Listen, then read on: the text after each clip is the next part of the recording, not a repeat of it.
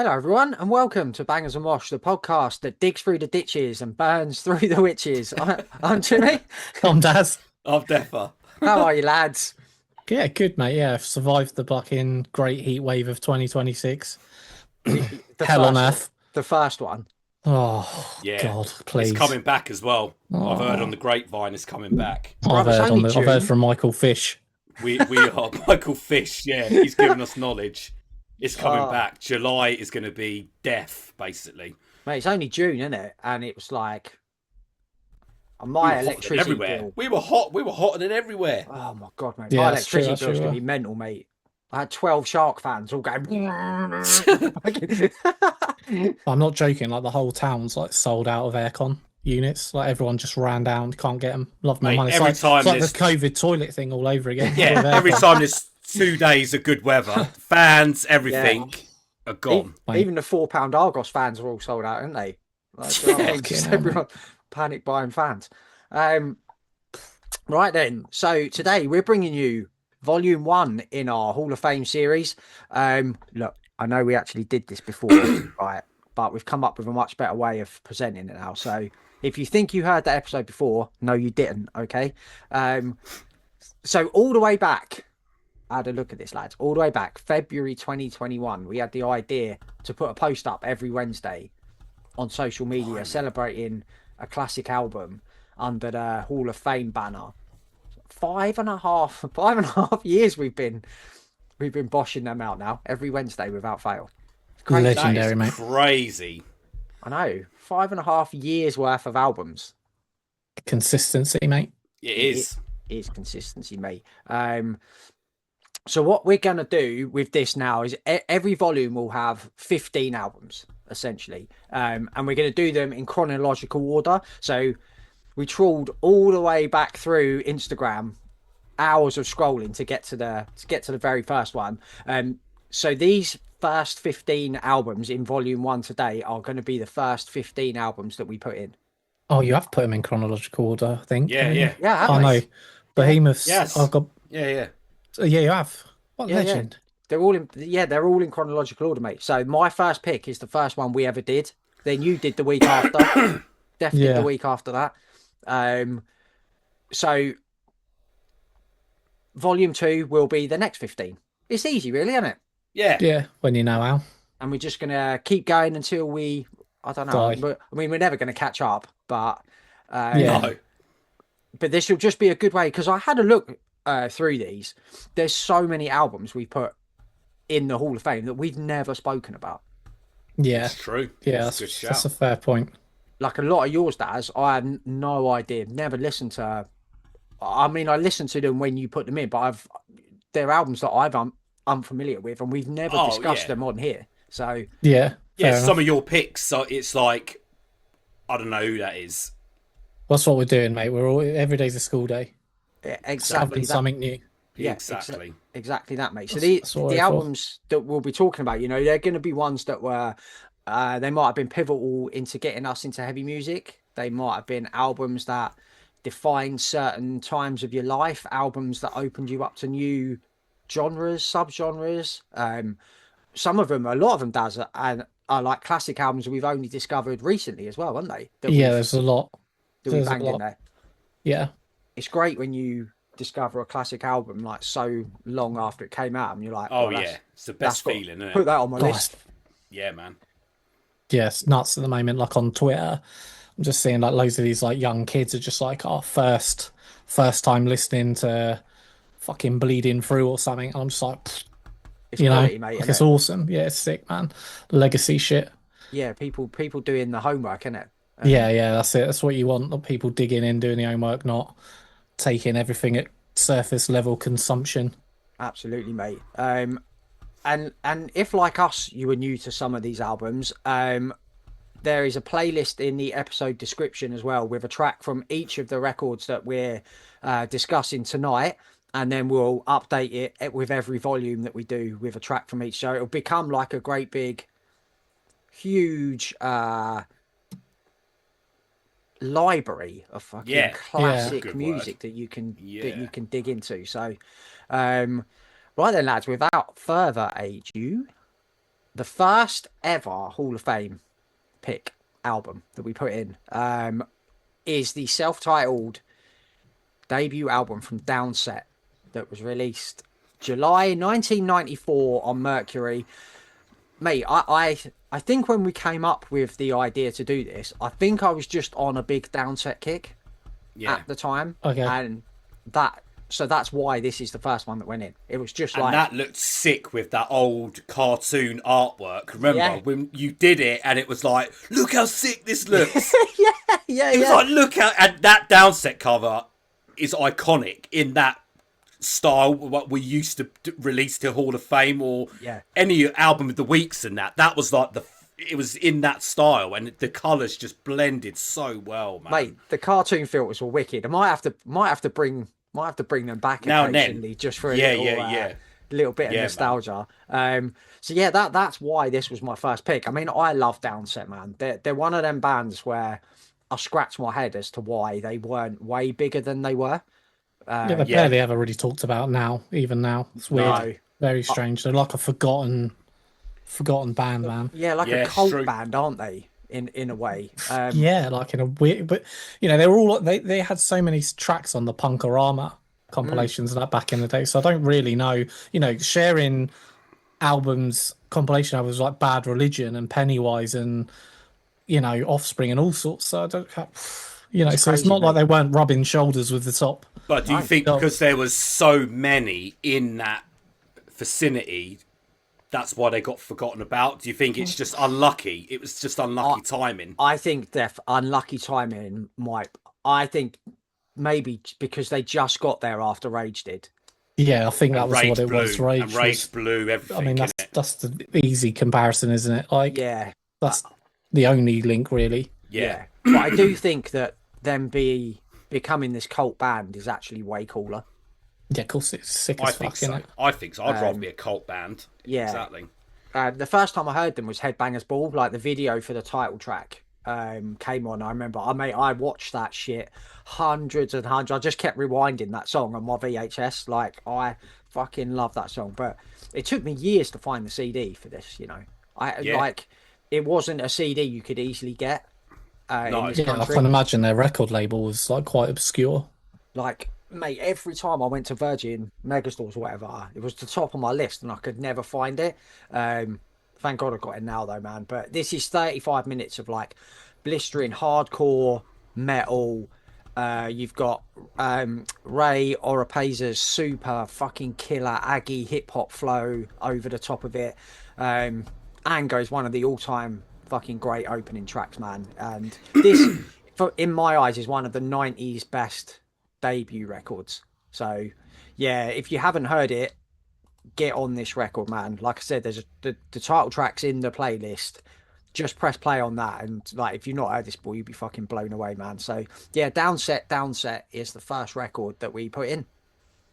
Wicked. So on the 30th of June in 1997, just as the summer's picking up, an album drops with a fucking crab on it and a beach and a tropical sea, which is quite fitting, actually. Perfect kind of drop, isn't it? Yeah, it's Prodigy's Flat of the Land. I think everybody can agree that even though they're obviously a dance and rave act, that this album is pretty much a bona fide rock album. Yeah. And it sort of united fans of a whole multitude.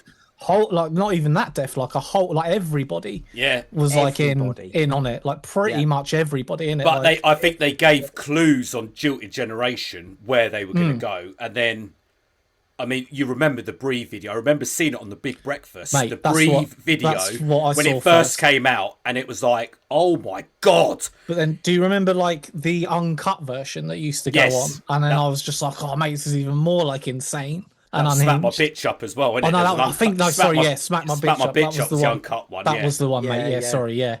Because you realised it was a bird, wasn't it? It wasn't a bloke. Mate, before M. Night Shyamalan was fannying about, mate, he was the biggest twist. Brother. Yeah, the biggest twist, I know. You couldn't believe it. You couldn't fucking believe it, though, could you? You were just like, oh, this is like some fucking quintessential British lout that's just on a mad bender. and then it turns out to be a female, and you're just like, oh shit, like crazy as fuck.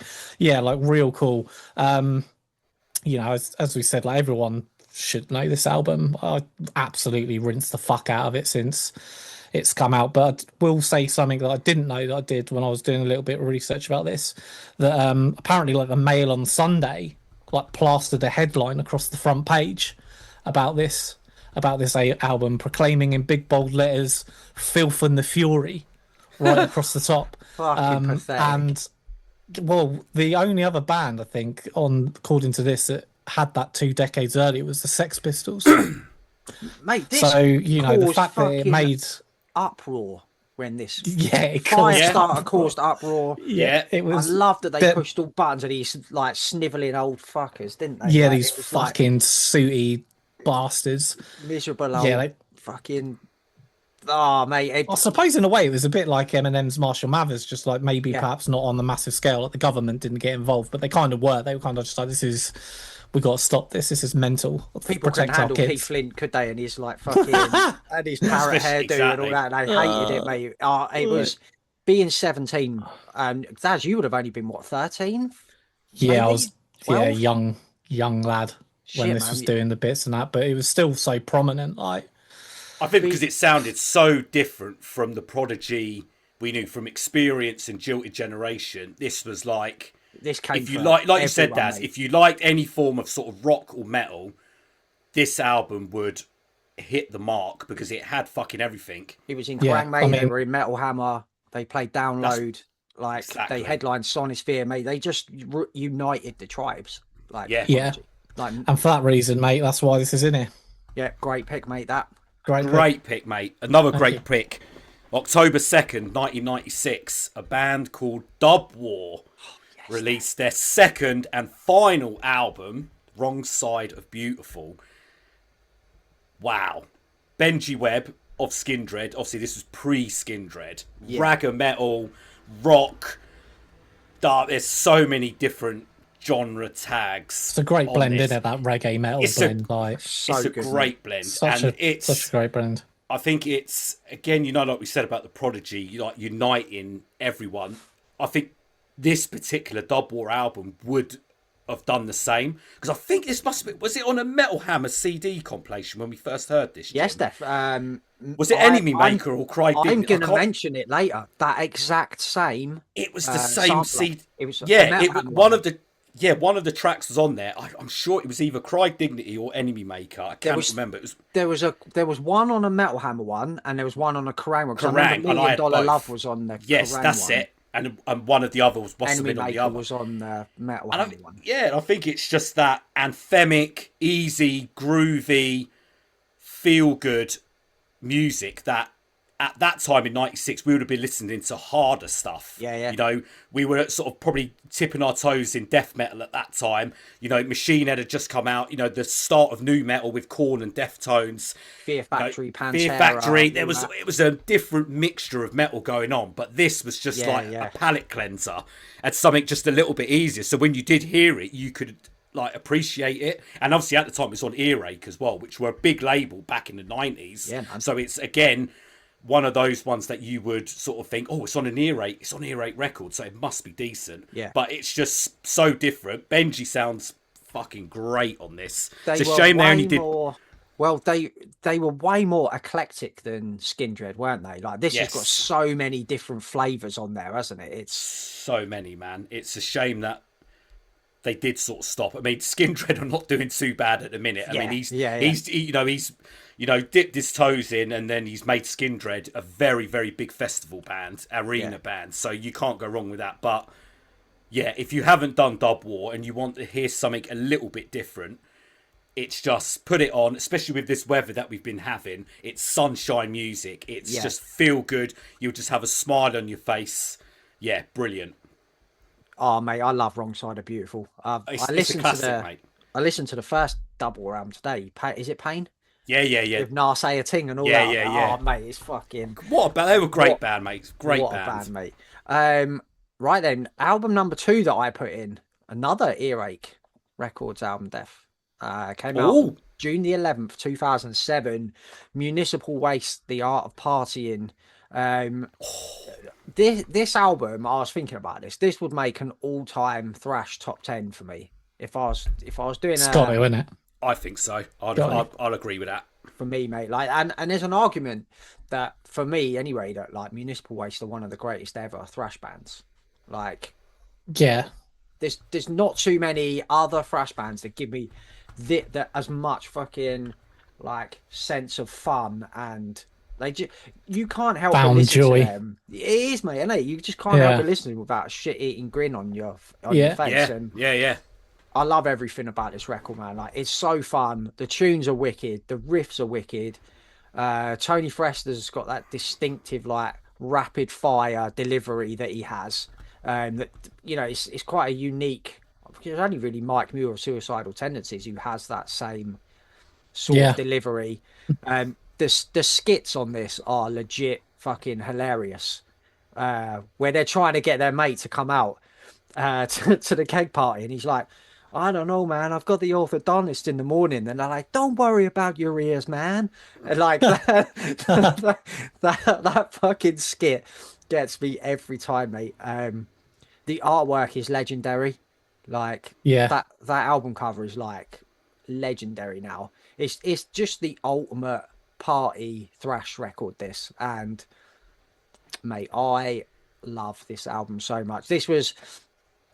Do you remember when we first started doing the Hall of Fame? I had like a list of about 100 hours. Like, oh, that's got to go in there. That's got to go in there. We were like, it was such an exciting thing when we started doing it, wasn't it? It's like, still is for me, mate. Yeah, I've still got a list of 100. I was looking at it the other day and was like, these are never going to go in like before we're over. We're going to be fucking 78 years old. Make it. Yeah. But yeah, this was one of the very first records that was on my list anyway. So yeah, Municipal Waste, The Art of Partying, an absolute thrash classic. Awesome, man. My next pick for the Hall of Fame came out on August the 25th in 1998 on Geffen. Hellbilly Deluxe by Rob Zombie. What a great record. Yeah, I mean, I remember like my mate when we were sort of in secondary school, he was kind of like into Insane Clown Posse and Twisted and like horrorcore kind of rap, and like Rob Zombie was like well within that sort of framework. You know, which is, it's not surprising, but it kind of is a little bit that he's so like rooted to the underground. But then with this record, you know, some of the singles that were released off it, you know, synonymous with fucking Halloween and sleazy rock clubs. They were massive, you know? The singles off this, mate. Like, Dracula was on The Matrix, the remix. Yeah, it's crazy. Version of it's on The Matrix, like one of the biggest films of all time. Super Beast, and like was massive as well. I listened to this album earlier. I think what he just took the blueprint of White Zombie, didn't he, and then just like simplified it a bit. That's it. I've got that here. Like, silly, stupid philosophy is what he's kind of gone for, and it works really well. Like, you know, Astro Creed 2000 is quite twisted in places, isn't it? It's quite dark and like, whereas this is more like bubblegum horror. Yes, it's definitely. Yeah, that's a great word. That's a great description. Like, yeah, it's definitely. And Scott Humphrey's production on this is fucking excellent still, like, considering the industrial qualities and stuff that are within some of the songs. But yeah, like a brilliant album. It's we just say this word all the time, but it's one of those fun records, isn't it? You just sort of throw it on and everyone's playing it in October and fucking whatever else. All the goths love it. Like a record like this, when like we obviously listen to quite a lot of like extreme stuff for like the, you know, for our album of the month shows and all that, but now and again you just stick an album like this on, you don't have to think about it, you just fucking, it's just like, that's it, such fun. It hits different, innit? Sing along with it, and you just don't have to think about anything. Like, it's just like letting it go, take you away. It's just it's a right laugh, mate. And who doesn't like banging in the back of the Dragula, mate? Big tunes, man. Big tune, man. Yeah, so yeah, that's Rob Zombie, Hellbilly Deluxe, mate. Great pick, that, that's right. That's right. I'm not bold yet. Well, guess what? I've got a great pick, Jim, so don't worry, mate. Yeah. March 31st, 1992. Body Count is in the house. Nice. Look at that. Body Count, debut studio album by Body Count. Ice-T crossovered into metal, and at this stage he was probably one of the biggest gangster rap acts at that time. 100%.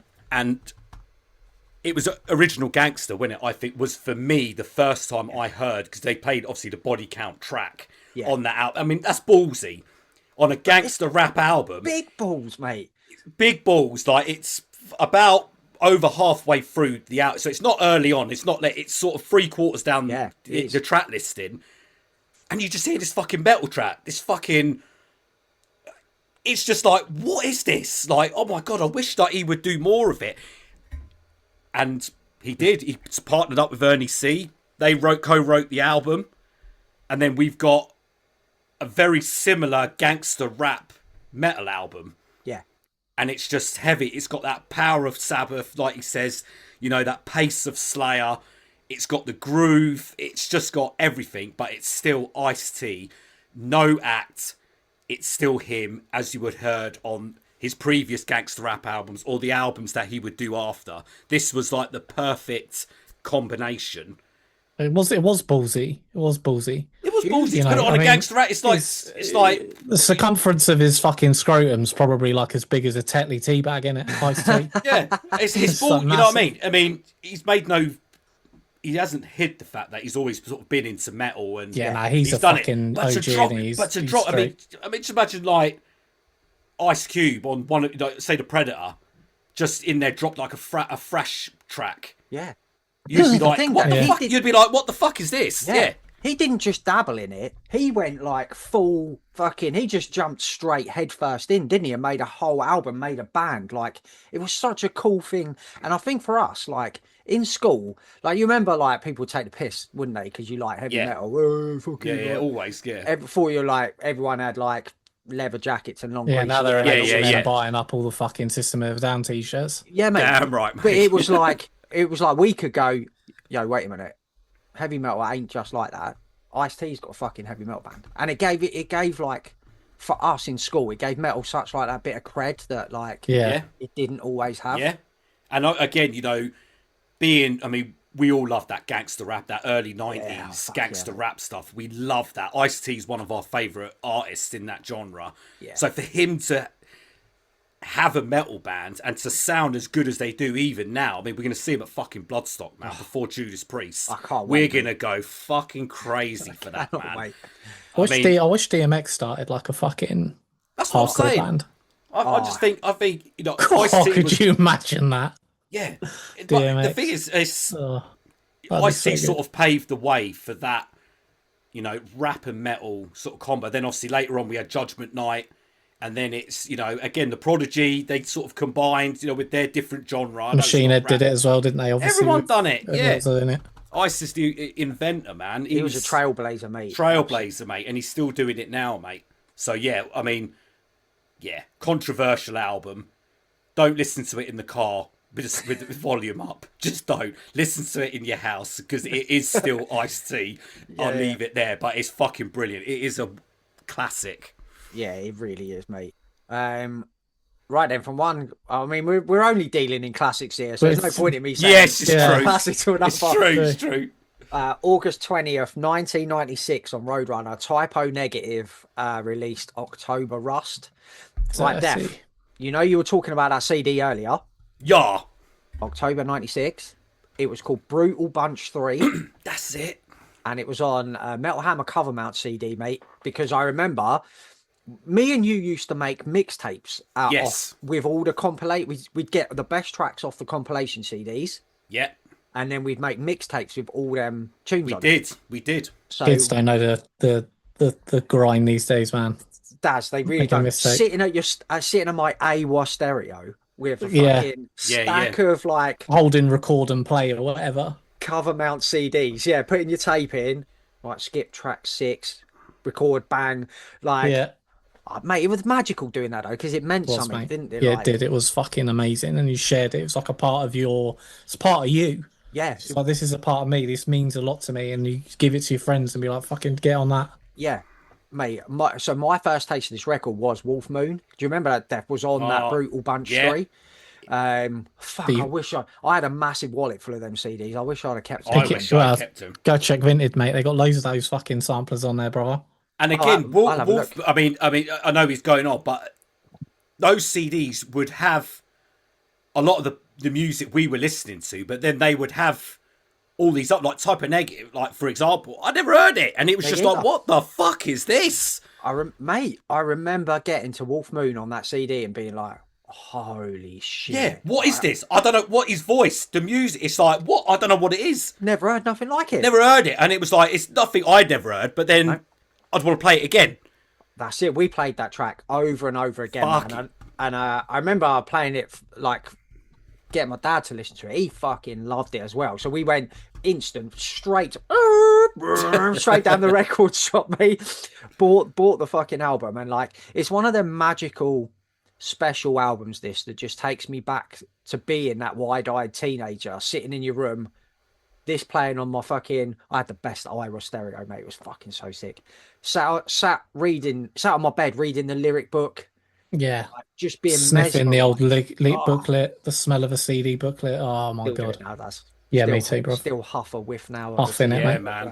Man. Just being mesmerized by this record, man. And like, I love pretty much everything Typo have done, but this to me will always be the top of the pile because it has that, like I said, that magic that not many albums have, do they? When they can whisk you straight back to a certain time. And like every track on this, from Love You to Death through to Haunted, is just absolutely sublime, man. So yeah, Typo Negative October Rust was a instant early pick for me. Yeah.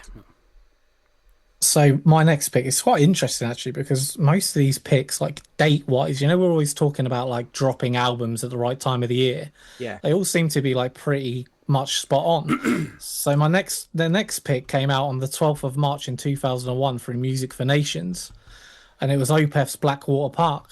That'd been perfect, wouldn't it? Like coming out of winter, kind of like yeah.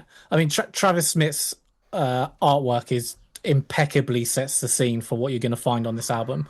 It's almost like it's iconic as well at this point. Blackwater Park. As soon as I saw it, I was like, "Fucking hell!" It just draws you in at the swamp, the mire. Like it's. You need to know what it is, don't you? Yeah, you need to know. I need to hear that. What it is, and you know, everyone's heard this fucking album, and if you haven't and you're listening to this, it's a bit weird, to be honest with you.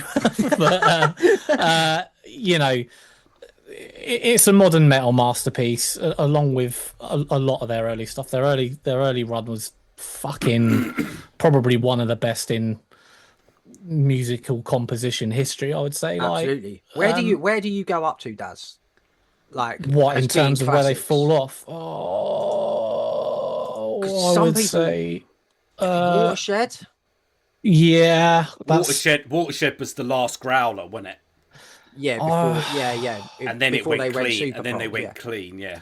Yeah, I would say Watershed. Although, the last album was decent. No, the last album was decent. And the first one after Watershed, Heritage was good.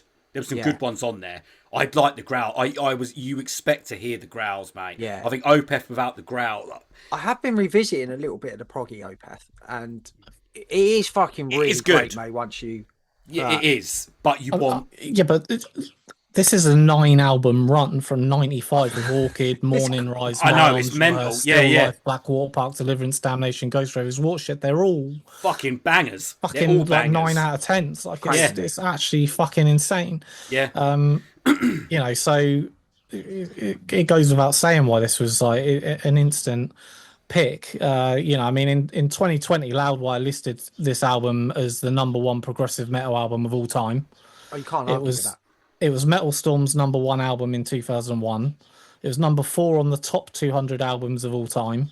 LA Weekly named it the 5th best metal album in history, and Rolling Stone ranked Blackwater Park as number 55 in their list of the 100 greatest metal albums of all time ever. I think it's a favourite for a lot of people. I think it's a standout favourite for a lot of people. Mate, it's in that conversation of like when you go like Rain in Blood, Master of Puppets. Yeah, like you talk about the classic albums. Blackwater Park is always right in around there. that conversation. Yeah, it is. You know, and it's not only is Blackwater Park in the Decibel Hall of Fame, but Orchid's in there as well. They've got 2 Opeth albums in there, which is like unheard of, pretty much, that's from the mad. same band. So This was in your top 20 of all time as well, wasn't it? When we did Yeah. that early on. yeah, it's fucking genius, mate. Absolute genius. And Ackerfeld, he's such a good guy, and he's a comedian. He's well spoken. He's humble. He can do everything. He's just like the perfect bloke, and so yeah. Blackwater Park by Opeth. If you haven't heard it, I don't know why. I've added that. I've added that to listen to. I like the sound of that. Yeah. Well, I know they're quite divisive on Twitter. A lot of people are just like, oh, there's a bit of a thing with Opeth. It's kind of weird, and I'm just like, just listen to the early stuff. Like, it's genius. Put your headphones on and just Exactly. Fucking weirdos. Right. My next pick came out July 28th, 1998, after a very big second album. So it was a lot to live up to. Obsolete by Fear Factory. Oh, yes, Def. What an album. What an album. I mean, the Manufacture stole the show in it, 95, even with Remanufacture, which was 97. It changed metal because it was something we'd never heard of, with those industrial guitars. Just the whole atmosphere of the album. It sounded like the fucking Terminators were after you. Burton created a whole different fucking... With his vocals. That's been copied to oblivion. Yeah, exactly. So Obsolete, they had to change it around, and they did. It's a lot more groovier. It's more... It's not as industrialized. It feels warmer, doesn't it? It feels warmer. It's got the more, like... human element. Guitar, yeah, organic, maybe is a word as well. It's more of a... It's definitely a lot groovier. I mean, I can't remember when I first heard Edge Crusher. I think it was one of the single, and it was just like, oh my God, man, they've done it. They fucking done it. It's like completely different to the Manufacturer. Shock as well is a fucking... When he does those highs, mate, I was always just like, I wish he'd just do more of that. When he does that shit. Yeah, when he does the shock bit, I was just, every time I was just like, fuck me, like, why has he never really done that kind of since, you know what I mean? It's like a one-off job. Yeah. So good. It has such a massive impact, doesn't it, that? It did, yeah. And it just shows that, the success of the Manufacturer didn't really get to them. They still had the balls to sort of change it slightly. And that's it. And then from that Def as well, one of my favourite songs on this album is Resurrection. That's an incredible absolutely fucking mental, mate. That is a mental song, and especially when you compare it to Shock, and you go to that, it's his vocals, man, like you had Burton at this era, this 90s era Burton, man, was untouchable. He could do everything. Those sort of like him, like church, like sort of vocal. That's right. Yeah, what's the track, mate? You can't. Descent, isn't it, in the middle? Descent, where it's always like that angelic, like clean. He was the best at it. You couldn't fucking touch Burton, Phil. We take the piss out of him for a lot of stuff, but that sort of stuff, man, he was. It's unfair as well. Like the criticism he gets is fucking unfair. That guy is early. This era, man, he was fucking. He made Fear Factory, man. Yeah, the music was good. Exactly. So don't fucking forget it, Buster. I think this album is so fucking not overlooked, but obviously the Manufacturer gets a lot of the attention because it's a classic, but this isn't far behind it. This is like, it's not far behind it at all, mate. It's behind it, mate. Yes, I agree. Yeah, like a nun's chuff, mate, behind it. There's so many great tracks on this. Freedom or Fire, High Tech Hate, Smasher Devourer. It's wicked. Smasher Devourers. It's an unbelievable track. Great album, mate. That's fucking such a sick album. Yeah, I'm glad you got that in there at early doors, Def. Like, yeah, man. Your third pick. I reckon if we could go back in time and Def was to say, right, guess what my first few albums are going to be in here, I'd have definitely gone with Body Count would be in there. Yeah. Definitely would have gone with a Fear Factory album.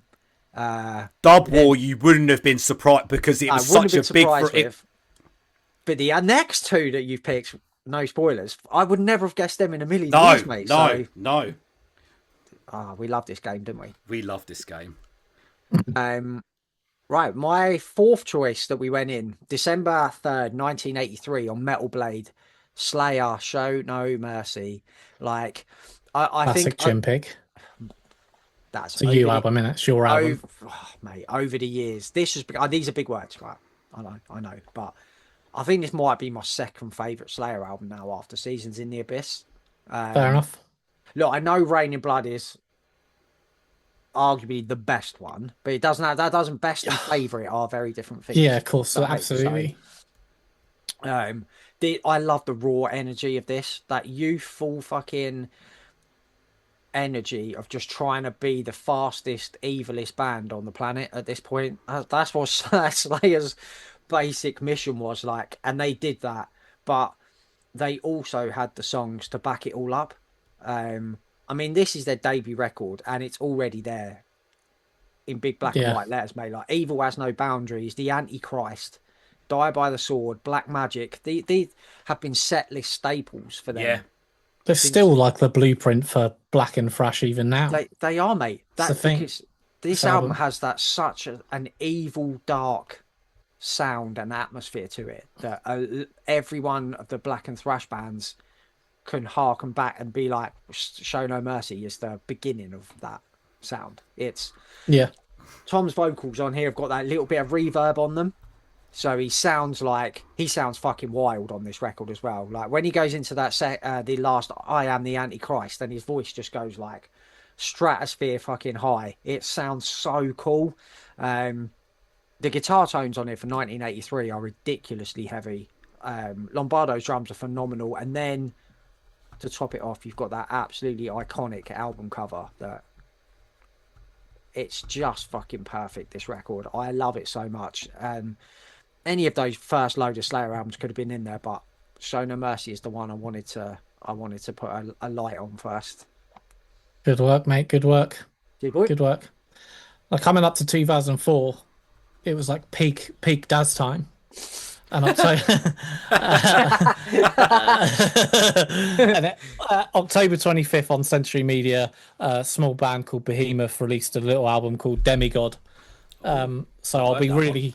I'll add it to the list. So I'll be super short really with this because, you know, when I first heard this album, like there was a bunch of... there was like a group of people that we used to hang around with. They were kind of like more sort of like on the gothic side, which was kind of weird that they were kind of called like the goths because they were listening to fucking brutal death metal. Like we got called goths in school. This shit. Yeah, we did. We didn't wear fucking eyeliner or anything. Yeah, but no, bruv. They did look like you know, they were self-proclaimed goths, but they were kind of, you know, like the Tudory type of kind of goths, you know, the Victorian types. You know what I mean? Like, me and Jim wore Carl Carney and spliffy jackets. We were still goths, mate. Well, with fucking machine head in our earphones. Well, they lent into it. We couldn't get away from it.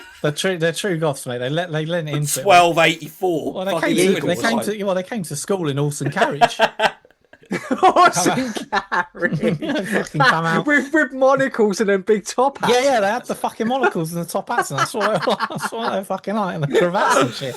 They're just like, have you ever heard of fucking Nile, Black Season of Vengeance? And I'm just like, fucking hell, mate, what the fuck is going on here? That's a crazy mix, isn't it? To be like, it's mad. It is. I'm telling you the truth, mate. Honestly, like, I swear to God. Right. And I was just fucking and one of the albums was fucking Demigod, innit? And I suppose in a lot of ways it's quite a bit on par in terms of sonic, you know, the heaviness sonically, to a Nile album. But I think it's Demigod. My favourite Behemoth album still. I think Demigod. If I had to pick an outright number one, it's my favourite Behemoth. It's a massive planet crashing into Earth.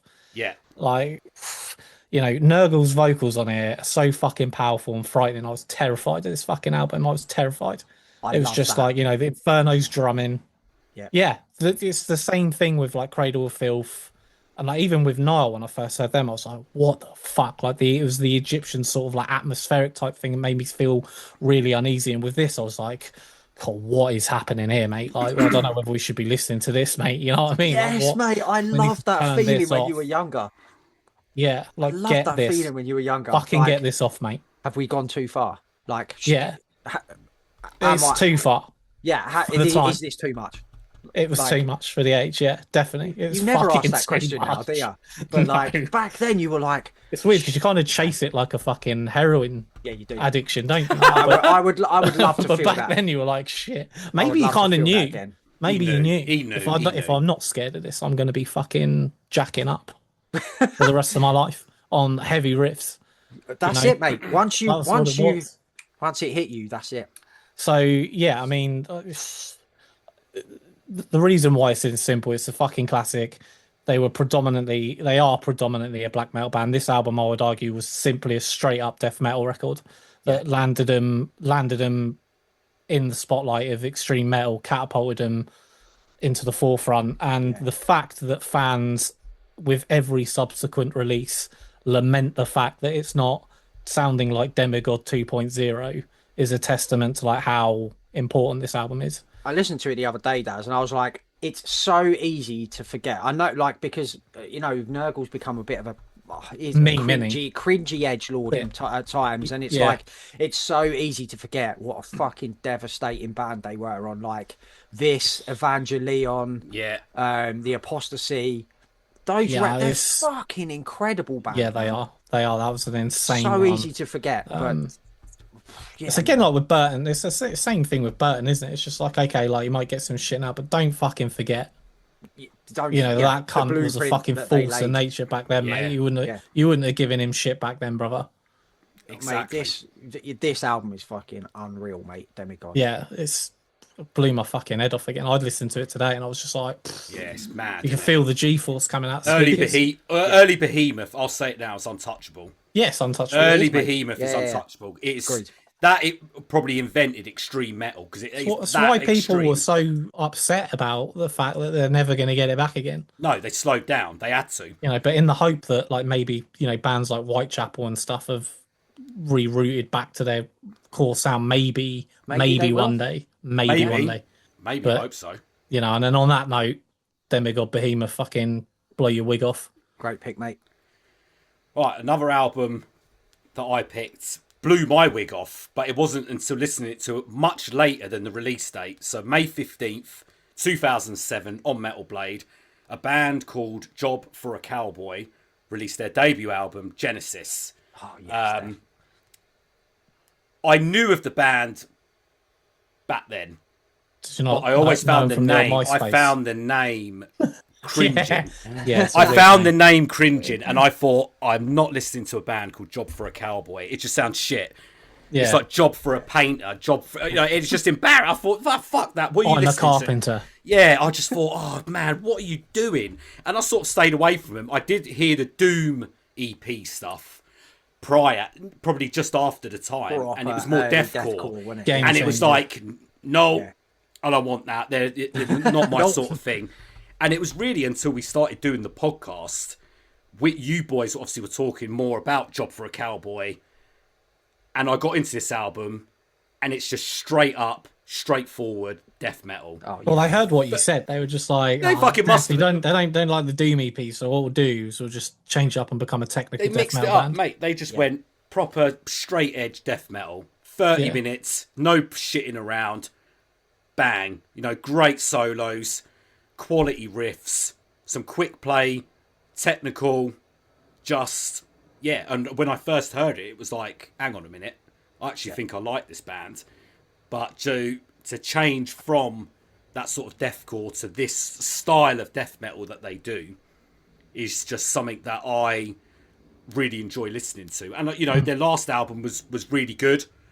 They're still sort of innovating. Oh, yeah, last one was tremendous, man. Yeah, they're still doing sort of a good job at those things, but what? It's hard to explain now what a massive fucking kerfuffle Doom created when it came out. Yeah, I remember when that came out. It was massive, mate, wasn't it? Yeah, it was. It was everywhere. It was as game changing as Hate from Thy Art Is Murder. Yeah, it mate, they were all over Kerrang. Old school purists. I remember seeing them. Hated them. Yeah, they were like. I think that's what put me off it because they were slated all the time. They were hated, mate. Because I remember that Homeboy on bass had like a massive fucking earlobes, didn't he? That's and like, it. They looked like They got the same kind of shit that Bring Me the Horizon got when they were first in Metal Hammer and that. Yeah, And then they came back with this album, and it was like, and shut everybody the fuck up, because it was like an absolute sick, just pure death metal record. Yeah. People couldn't. It's a hell of a transition. Well, especially considering it was an EP, so that generally speaking, you wouldn't change your style. Like, you know that the LP, the debut, is gonna be similar, but they were just like, fuck it, we've done 4 songs, like, we'll just go. Yeah, just make a death metal record. And you know what that means, don't you, Def? It means don't judge a book by its cover. Don't judge Lethal Weapon by Danny Glover. Exactly, mate. Exactly, mate. Exactly that. You're in. So there you go. I would never, if I'd have had to guess your first 5 picks, Dev, I'd never have guessed this in a million years. No, I wouldn't have done either, to be fair. But he has mentioned it before. I think you have mentioned before. I think it's cool that you picked one that you only got into. Yeah, through the thing. Yeah, I think it was.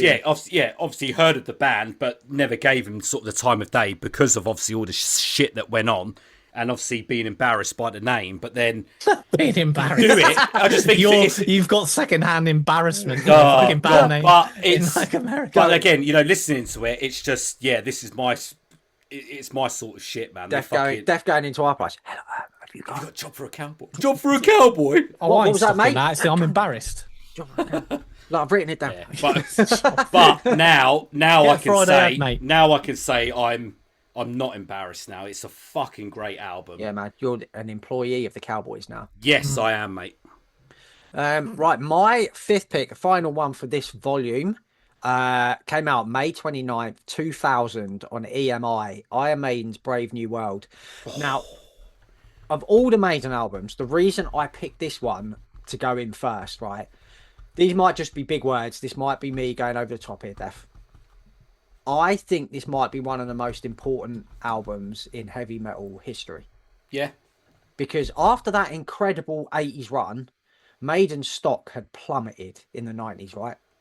Yeah. They were on the back of a 4-album run that was nowhere near good enough after the first 8 albums. So they were in a bit of a pickle, right?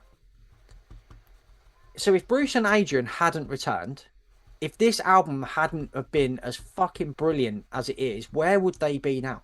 I think they would have been gone, mate, a long time ago. Yeah, it's crazy to think that. They would have been, mate. It's crazy to think. Like, what we do know is that they're bigger than ever now, aren't they? Like, they're about to headline Nebworth to celebrate 50 years as a band, right? Massive. None of that happens without Brave New World. If Brave New World doesn't come along and be as good as it is, it doesn't kickstart them again. Doesn't, Def? And I think they might have just fucking died. I think so, mate. I think so. I love that album. That's the only Iron Maiden album I actually own. Weirdly, because it's never really been my thing. But that Brave New World, I did like that, and I bought it. Oh, it's brilliant, mate. The artwork's fucking sensational as well. Bloody love that. Yeah. I would definitely recommend Daz going and doing Seventh Son of a Seventh Son and Somewhere in Time. I reckon those two you'll find a lot to love in them. If you like Summerlands and stuff like that. Yeah. A lot of the blueprint for them came from those 2 records. So yeah, of course, But mate, I remember when this came out in 2000. I remember being excited about them for the first time in years. Like, they were my favourite band from being a little knee high to a grasshopper, mate. They were my favourite band, and I fell off after 92, after Fear of the Dark. So it was 8 years where I wasn't really interested in my favourite band, which is hard to take, if you know what I mean. Yeah, of course, mate, yeah. And so when this came out, it kick-started my love for them again, and that hasn't diminished in the fucking 26 years since this record came out. How has it been 26 years out since the album came out? I love this album. I think it's amongst their very finest, and Def, I cannot fucking wait for Edfest, mate. Mate, I can't wait. Cannot wait. It's going to be the best day ever. Yeah, Iron Maiden Brave New World was my 5th and final pick for Volume 1. My 5th and final pick for Volume 1 is another album on Metal Blade, which I have noticed. I think we've predominantly got more Metal Blade albums in here than anything else, which is... We've all had one. Yeah. Yeah. Beautiful. Fucking full house. Hats off to you, Brian. Thanks. Yeah. September the 18th. Here we go again. September the 18th. It's like the perfect time to drop this album. Perfect. 2007. Metal Blade Records. Black Dahlia Murder dropped Nocturnal. Oh, what a classic, mate. I think it's their best album. I'm always usually doing a Black Dahlia Murder discography run every couple of months, and this is definitely my favorite, I think. Is it? This is the... Yeah, I think it is, yeah. Is it like me with October Rust does? Has it got a special place because of when you sort of found it? And yeah. It's all just, and again, like the artwork is iconic. That album artwork's iconic. It's interesting we're talking about this actually today because they've just announced the 20-year anniversary, haven't they? Yes, the tour coming up next year, which is quite cool. I think on this record, I was into the Black Dahlia Murder when Unhallowed came out. I picked up Unhallowed, I picked up Miasma, and I really enjoyed him. But what I feel like Trevor found his voice on here. 100%. Like I feel like he matured right into it. Like the highs sound fucking savage, and the lows are absolutely disgusting. And that was just something he didn't achieve on the previous two albums. So he was really in his element on this, and he only continued to get better from there. But his unique way of being able to tell a horror story was like fully realized on this album. It's like a horror film, but in audio format. It's fucking nuts. Everything about this band, mate, is when they, for me, when they became the Black Dahlia Murderers. That's it. Because they were kind of being pigeonholed as like metalcore in the early sort of days, and it was like not the play. Like I still don't get that. I still don't get that. Well, they had a two-step part in the EP. Like their first EP, they had like a two-step bit, and that was it. Like, and it's just like, oh, there must be a hardcore band then or whatever. But it's like, have you watched the interview, Daz, that they did with the Downbeat? Brian, yes, I did see a bit of that. And they spoke about that two-step part, didn't they, in the early stuff? And I think Brian was like, he grew up on hardcore music. So yeah. So, I mean, you can hear it, but it's just such lazy journalism that they were just like, oh, this is fucking metalcore. It's just like, it's absolutely fucking blatantly not. Yeah. And to be honest with you, like every single journalist that fucking made that comparison should have probably been sacked the next day. And on all honesty, so I'll just be like, what the fuck are you talking about? Like, you're an idiot. Agreed. Right? So, but front to back, every fucking song, they're opening up with Horrible Nights to Have a Curse, to the closers, Warborn. Every track's a 10 out of 10, mate. Shannon Lucas's drumming is absolutely sensational. The production is sensational. And the fact that the Black Dahlia Murder is such a beloved institution at this point, I would say, post 2007, mostly every deathcore band was a number one fan of this Black Dahlia Murder, Carnifex, Lorna Shore, As Blood Runs Back, it's all there. It's in everything. It's the DNA in everything. They all nicked something off here. They all nicked it, mate. Does this get extra points for you, Daz, for having a snippet from the Monster Squad as well? Yes, it does. Yeah, it does. I put that in the thing. Yeah, it does. Of course it does. I love that film. Oh, dude, I love that film so much. Yeah, exactly. As well. And I was like, oh fuck me, this is perfect. The perfect Daz album. Like it's amazing. So yeah, it's shooting. Great. What a great pick, mate. Yeah. Yeah. Okay. Surprise, surprise, another great pick, and my fifth and final pick. And again, like Job for a Cowboy, another latecomer. So I didn't hear it at the time, but I knew of the band. October 29th, 2013, a band called Skeleton Witch released Serpents Unleashed. Oh, yes. Now, Jim, you know, and you used to go on about this band, especially when we started the podcast. You were sort of saying, oh, Skeleton Witch. Like, they were fucking amazing. And I think this was the first album I did of them. I know this is the fifth one. And it was just, oh man, I like this. It's that blend of like melodic thrash, black and thrash, just everything that how I want those genres of thrash to sound like Skeleton Witch do. And they deliver. And it's just, I mean, it's produced by Kurt Ballou. It sounds fucking incredible. It's such a good album. They're like one of those, in a weird way, not so much like Downset, but they are kind of like a cult band. They are very cult. You know what I mean? Very cult. They're like people they're massive, but people that know.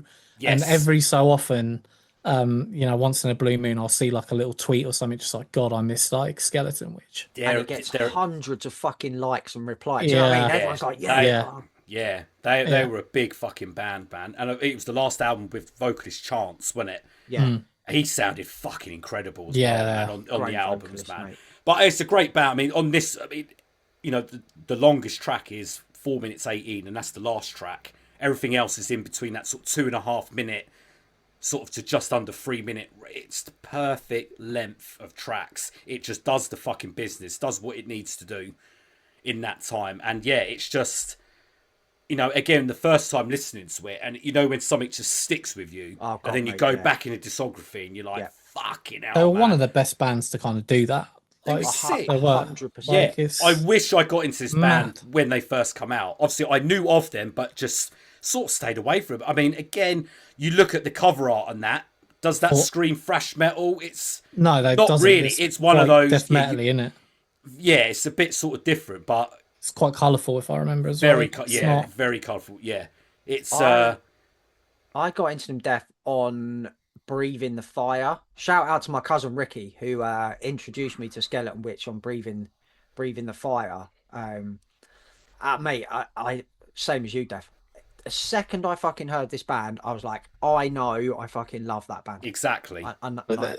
They're another one, right? Like looking at, just go to this website usually and just have a quick look at like the ratings that are user voted ratings, and very low. Every album's like 3.7. Yeah. Like lowest 3.7 out of 5. So, I mean, Serpents Unleashed is like a 4. Mate, but the people who They were loved sick, them loved dude. them. They were such Yeah. I think what might happen with this lot, they might do a 3 inches of blood in however many and just come back. God, I hope Last, so. last Fucking hell, I album hope so. 2018 though. And that was Fucking very hell. different. That was a Long bit gone. different, that album. It was Fen of quite... Shadows is fucking Bro, if 100 Demons can come back after like 18 Skeleton years, Witch can Yeah. come like back. we're on. I don't Yeah. think, mate, they're gone forever. I think I they'll hope come not. back at some point. I mean, there's a lot of sort of thread that you can trace a thread through this guy. You know, these guys, Black Dahlia Murder, Revocation, Toxic Holocaust, and Goat Whore are all, you know, in here with their sound. Yep. Yeah, And great band. I think bands are now like, I wonder if you spoke to James for Hell Ripper, I bet he would say he likes Skeleton Witch. Yeah. Yeah, You know 100%. what I mean? You can- 100%. Their What kind sound, of self-respecting like black and thrash musician wouldn't like Skeleton Witch? Exactly.